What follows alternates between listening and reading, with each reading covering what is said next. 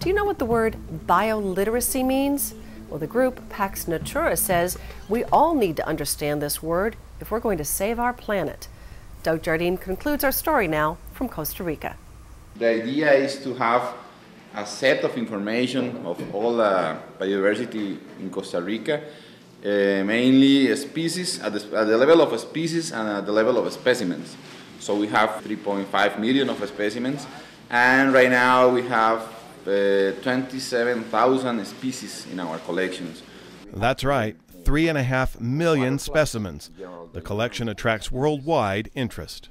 We have contact with people around the world doing the kind of research, but also we receive people from almost more than 100 countries. We all depend. We all humans depend entirely on biodiversity.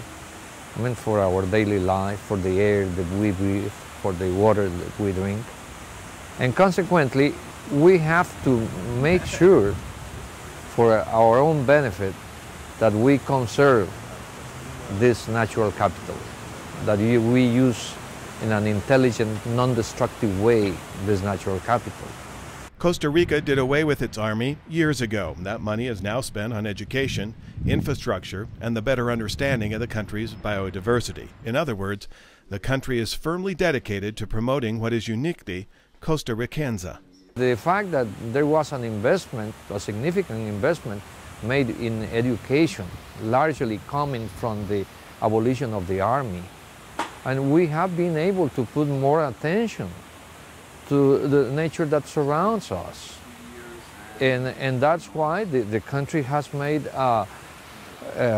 really a major investment in conservation. I mean, devoting almost 1/3 of the country to the protection of this natural wealth, to the goods and services that we derive from nature is very significant. I mean, imagine what this would mean in the United States, for example. In nature, one can find answers to practically all the human problems we face in our particular model of development. And we think that through science and technology, we could find a lot of these solutions. In fact, I mean, we in this institution work on this topic of finding, ways to use the nature for economic, industrial purposes.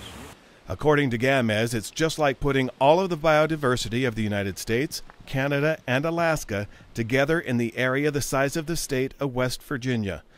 So Costa Rica is one of the countries with the highest density of species per unit area. And where there is so much biodiversity, there must be both an in-country and visitor understanding of that biodiversity, explained by his phrase, bioliteracy.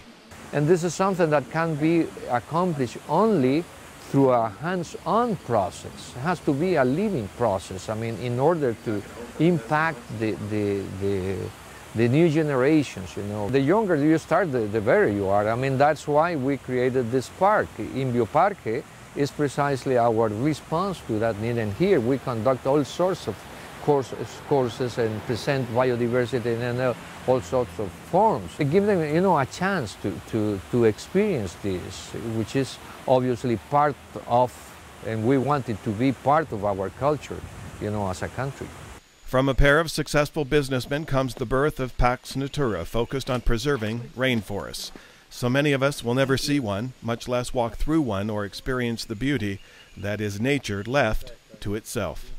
No, I still marvel that this whole thing has even happened. It's been such an adventure, and the fact that it was, as my term for it is accidental. It just sort of happened, not by any great design, but step by step, people have appeared who've pointed us in a direction, and then somebody else has appeared to point us in a further direction, to challenge us more.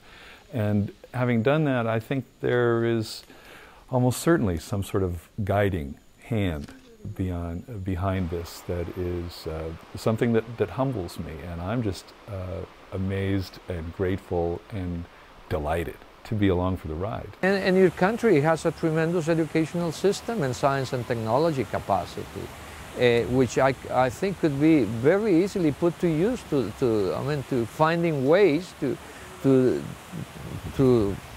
develop without harming so much, And obviously, there are examples here in Costa Rica or other parts of the world where one could think in terms of more friendly relationship with nature. I mean, peace with nature, you know. We have to declare peace with nature if you want to.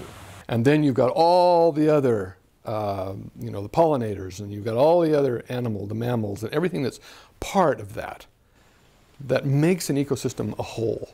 And the energy inflows and outflows and everything like that. It's a very complex web. It's nature's masterpiece.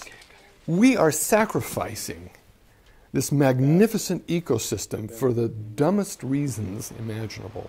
Unsustainable practices that leave the land decimated. Clearing an acre of rainforest to make room for palm oil or a cattle pasture is like bulldozing the Sistine Chapel to make room for a parking lot. And so I finished my first-time experience in a rainforest. Absolutely incredible. New experiences around every corner here to see these ecosystems grow and flourish because of the reforestation process and the efforts here in Costa Rica, leading our world in reforestation and taking care of its forests. Kimberly, from Costa Rica, I'm Doug Jardine, Profiles in Caring. Back to you. Our thanks today to everyone at Pax Natura who ushered us through the rainforest and helped us understand, and hopefully you understand, just how important this little piece of geography is. For all of us at Profiles in Caring, I'm Kimberly Perkins. Thanks for watching, and thanks for caring.